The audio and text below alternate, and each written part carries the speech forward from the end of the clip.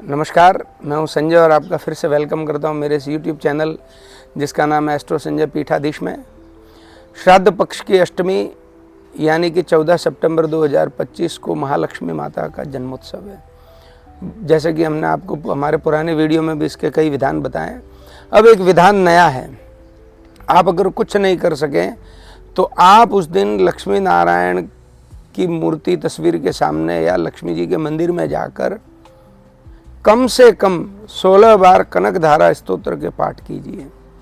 जी हाँ, कनकधारा स्तोत्र एक ऐसा स्तोत्र है जो आपको आपकी कल्पना से परे आपको लाभ दे सकता है। अब इसकी सूक्ष्म कहानी हम आपको सुनाते हैं। ये शंकराचार्य जी द्वारा, भगवान श्री शंकराचार्य द्वारा विरचित है। क्या होगा, शंकराचार्य जी सूक्ष्म अवस्था यानी कम उम्र में थे और भिक्षा के लिए गए और कई करोड़पतियों के घर छोड़ते हुए एक ब्राह्मण के घर में गए। वहाँ पर एक ब्राह्मण की स्त्री थी, वो श्रीमन नारायण का पूजन कर रही थी और उन्होंने कहा भिक्षाम देई। वो कुछ अंदर से ला नहीं सकी और वो रोने लगी। श्री शंकराचार्य जी ने देखा कि इसके तो घर में अव्यवस्था है, जो नारायण की पूजा कर रही है उसके घर में लक्ष्मी नहीं है।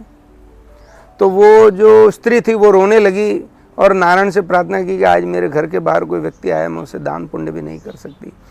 तो श्री शंकराचार्य भगवान ने 3 बार ऐसे बोला, हे श्री हरि श्री हरि श्री हरि। तीसरी आवाज़ वैकुंठ में गई। उन्होंने तुरंत लक्ष्मी जी को कहा कि मेरा भक्त है, वहाँ जाना पड़ेगा आपको, और मैं एक ब्राह्मण की स्त्री है जहाँ पर मेरा पूजन हो रहा है, इसलिए आप घर में जाइए। लक्ष्मी जी तुरंत वहाँ गए, शंकराचार्य जी के सामने प्रस्तुत हुए।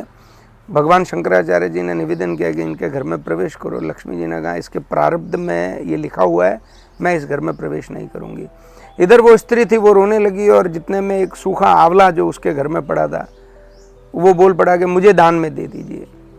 तो उस स्त्री ने वो सूखा हुआ आंवला जो शंकराचार्य जी के हाथ में दान दिया, उन्होंने उसको प्रेम से ग्रहण किया और लक्ष्मी जी से कहा कि यदि कुछ नहीं कर सकते हैं तो आप इस सूखे आंवले से मुझे जो ब्राह्मण तृप्त हुआ है उसका फल इसको दे दीजिए। और एक स्तोत्र उन्होंने शंकराचार्य जी ने वहीं पर लक्ष्मी जी को सुनाया, जिसको कनकधारा स्तोत्र।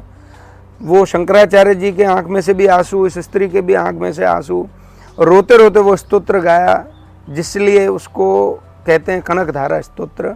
वो आंसू भी स्वर्ण के हो गए और उस स्त्री के घर में सोने के आंवलों की वर्षा होने लगी। इस तरह से उनको लाभ हुआ। आप 16 बार इस दिन ये कनकधारा स्तोत्र का पाठ कीजिए, आपके सारे काम संकट दूर हो जाएंगे। हमारे इस चैनल को लाइक, शेयर और सब्सक्राइब कीजिए। बहुत बहुत धन्यवाद। जय महालक्ष्मी।